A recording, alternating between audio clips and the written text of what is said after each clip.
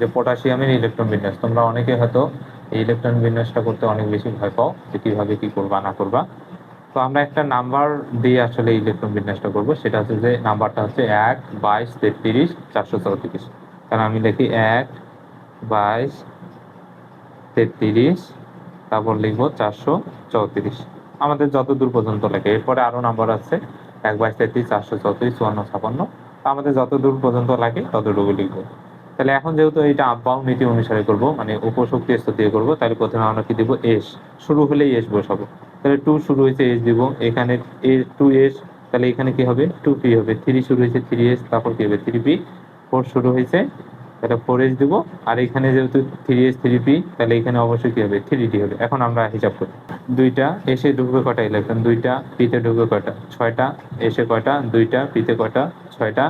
এসে কয়টা, দুইটা। এখন আমরা মিলাবো যে আমাদের 19 আসলে হয়েছে কিনা। দেখি তো, 2 2 4, মানে আগে আমরা মিলে আমি তো আগে বসাই দিছি, তোমরা হচ্ছে যে গুনে গুনে আস্তে আস্তে যাবো।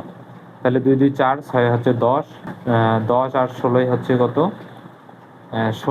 10 আর 6 হচ্ছে 16, 16 আর 2 কত 18, 18 আর 2 কত 20। কিন্তু আমাদের লাগবে কয়টা, 19টা। এই জন্য আমাদের এখানে ঢুকে কয়টা, একটা।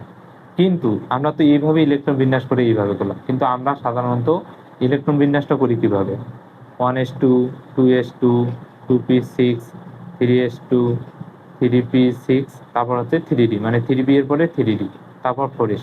কিন্তু সঠিক ইলেকট্রন বিন্যাস হচ্ছে যে এইটা 1, 22, 33, 434, 54, 56 আপ বাউন্ড নীতি অনুসারে। আর আমরা সাধারণত ধারাবাহিকভাবে করি। এই জন্য সর্বশেষ ইলেকট্রনটা কোথায় আসে, ডিতে আসে। কিন্তু দেখো এইভাবে করতে যখন গেছি, আমাদের 4s ঢুকছে কয়টা, একটা। আর যেহেতু ডিতে আসে না, তার মানে এখানে কি 0। তার মানে এখানে হওয়ার কথা 0, কিন্তু আমরা দিয়ে দিলাম কত 1। এইখানে হওয়ার কথা 1, কিন্তু হয়ে গেল কি 0।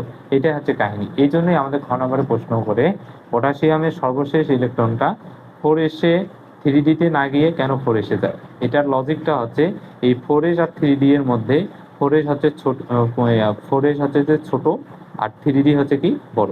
তাহলে এই 4s আর 3d ছোট বড়টা আমরা কিভাবে বের করব। তাহলে এস, যখন এল এর মান 0 হয় তখন হয় এস। আর যখন এল এর মান হচ্ছে যে, এল এর মান যদি 0 হয় তাহলে হবে এস, 1 হলে হবে পি, 2 হলে হবে ডি, আর 3 হলে কি হবে এফ।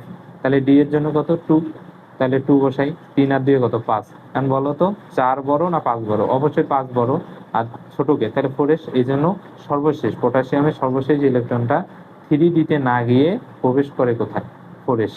তাহলে এটা এখন আমাদের কি, এই জন্যই আমরা সাধারণত কি 3d 0 হয়ে যায়, আর 4s কি হয় 1 হয়। আশা করি এই ইলেকট্রন বিন্যাসটা তোমরা খুব সহজেই বুঝতে পারছো।